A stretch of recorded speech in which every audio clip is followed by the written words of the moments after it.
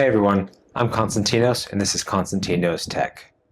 Recently, I had the experience of helping set up my father-in-law with his brand new iPhone 16 Plus.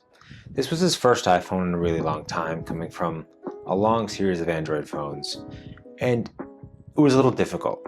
It wasn't his fault at all. There was just a lot of confusion and some trials and tribulations when learning a new process.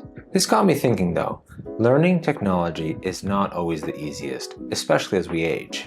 There must be a wide variety of people that are getting smartphones for the first time and struggling to learn how to adapt to their new device. Even if you came from previous generations of phones, and for this series we're just going to be focusing on iPhones, learning how to switch from things like Touch ID to Face ID as technology evolves and as we need to learn with it, it can be challenging. These videos aren't meant just for seniors, but for anyone that wants to learn and get a refresher on up-to-date features and learn how to set up new things with their iPhones, as well as learn some fun new tips and tricks. So with that, I'd like to kick off the first episode of Senior Sessions, and that is setting up your iPhone. For this series, I'll be using a brand new iPhone 16e, and we're going to set it up together. Now, before we even get started setting up the phone, I just want to go through the device itself and some of the buttons. So when picking up the phone, and again, this is the iPhone 16e, on the right side, you have the power button, and what we'll be doing soon is holding that down to turn it on. On the rear, you have a single camera. If you get a different device like the iPhone 16 or 16 Pro, you can have multiple cameras. And on the left-hand side, you have the action button, as well as the volume rockers. Now, if you have an older phone from the 16 generation, you will have a switch. Everything from the 16 and on, including the future devices, will have what's called the action button. Once we have the phone set up, we can go over what that button can do. The volume rocker is pretty simple, up and down to change the volume, but there are some other features that we'll go over later. On the bottom, we have your speakers, as well as a USB-C charging port. So if you have an older device, you will need to change over to USB-C from Lightning.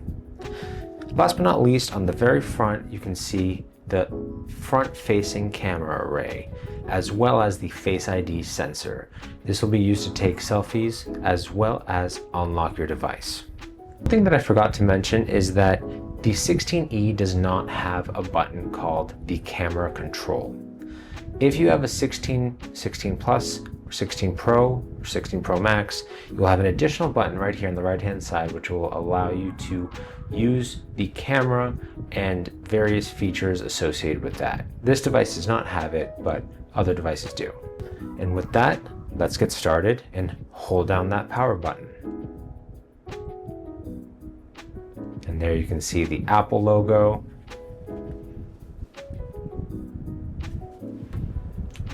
Once the device is powered on, you'll be greeted with this very nice welcome screen. From there, you'll be able to swipe up from this bottom bar, and then you will select your language. I'm in the United States, so I'm going to select English as well as United States for my region. From there, it will ask you about what your appearance would like to be. You'll be able to change the font size from default, medium to large. This will change both the icons as well as the font size. I'm going to keep it at default. I do need glasses though, so I don't have great vision. And I'm going to continue from there. If you are bringing this device from another device, whether that's Android or iPhone, it will allow you to quick start and transfer over data from another device. I'm going to be setting this up as brand new so that you'll be getting a full start. I'm going to set up without another device, this button right here at the bottom. Since I don't have a cellular network connected to this device, I need to set up Wi-Fi. So from there, I'm going to choose my home Wi-Fi, input the password. Once Wi-Fi is connected, I'll be able to download all necessary items, apps, updates, all that sort of stuff. Right now it's waiting to see if it's activating my new iPhone. This next section pertains to data and privacy. Apple as a company collects certain amounts of data. This is where you'll be able to turn certain things on or off, functional, fundamental elements. So I'm going to hit continue, and I'm going to choose to set it up for myself. If you are setting it up for a child or someone else, you can set up the bottom, but for this case, I'm setting up for myself. This next section is the security function of the new iPhones, Face ID. I won't bore you with the whole process, but what it allows you to do is use your face to log into your device, authorize payments, download apps, and you can see in the camera the infrared sensor is trying to get a read of my face right there. So let's get started so I can show you what that looks like. And there I am, my camera and ceiling fan, apologies for that.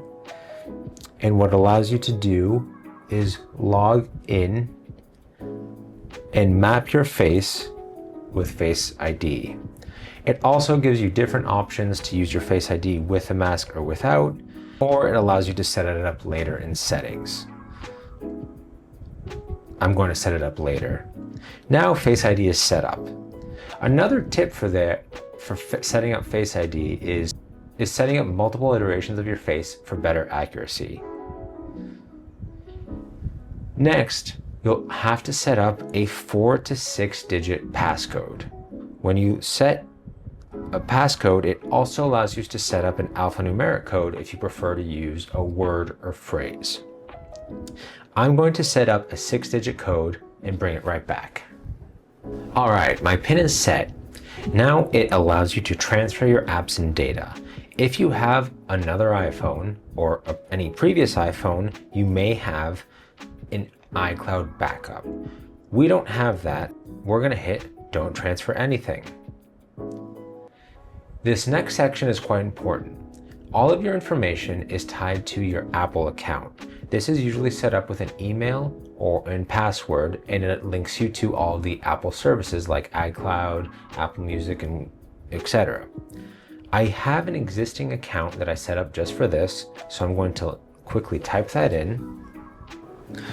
I have my Apple ID logged in, and it brings me to the next set of terms and conditions. This is a very long document that you can review either here or send it to your email, but for now I'm just going to hit agree. So there you can see I am being signed in, Constantine Knows Tech. I'm going to hit agree to the terms and conditions.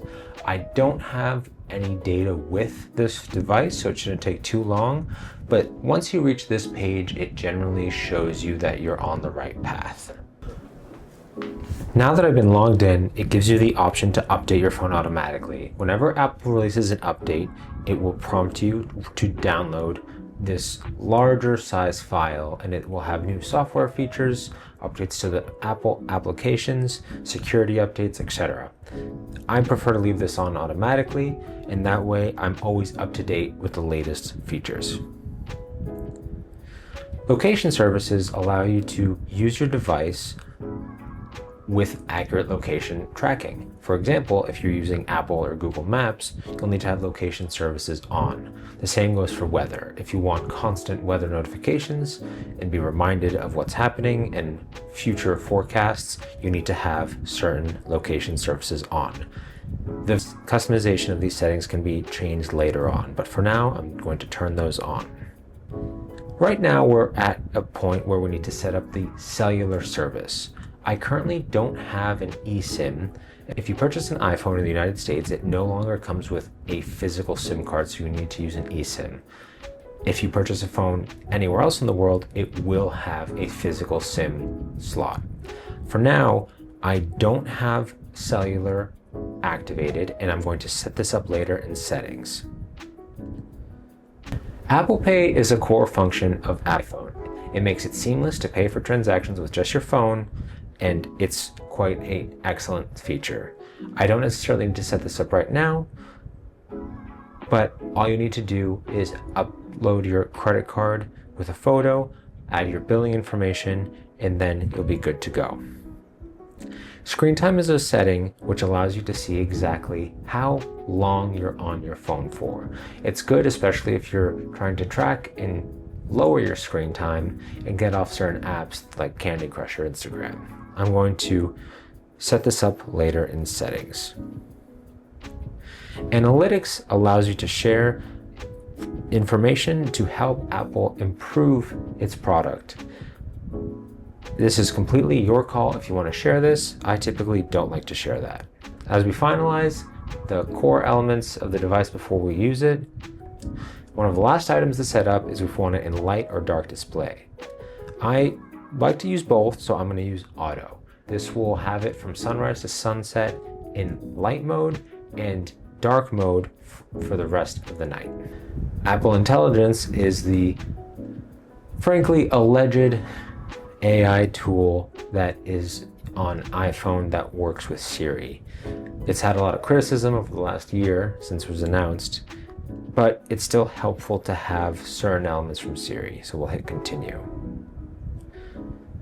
Visual Intelligence is a tool that allows you to scan something through a photograph to look it up. So you take a photo of it and use Visual Intelligence to search for it on the web.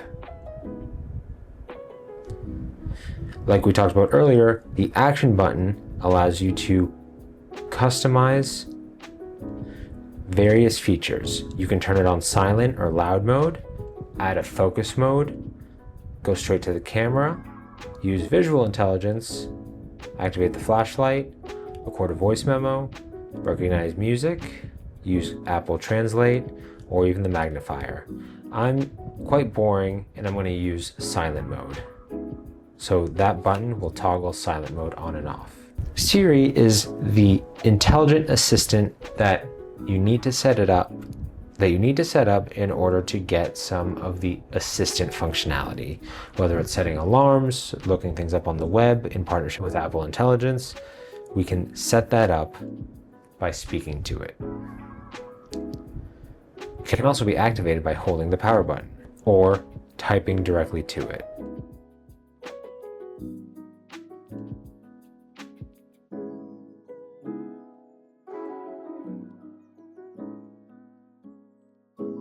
And with that, Siri is all ready. It also allows you to choose the colors of the sky fade with the different voices.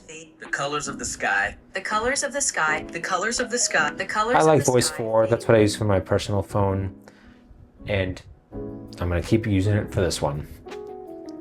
Again, you don't have to share if you want to the improvement analytics with Apple, so I'm not going to, but it gives you the option to. A nice feature for health and safety is allowing you to use your phone for emergency SOS. This can be used to contact emergency services even via satellite in the event of a car crash or anything like that. So I'm going to have that on. With that, welcome to your new iPhone. Let's swipe up. Your iPhone has now been set up. Congratulations, and start exploring. We'll have more sessions to go over customizing settings, understanding how to use certain functions, setting up the eSIM, etc. But for now, your phone is set up and ready to use. If you have any questions or want to learn other features on an iPhone, feel free to leave a comment and make sure to like and subscribe. This is Konstantinos with Konstantin Knows Tech, and remember, life's short, bite tech.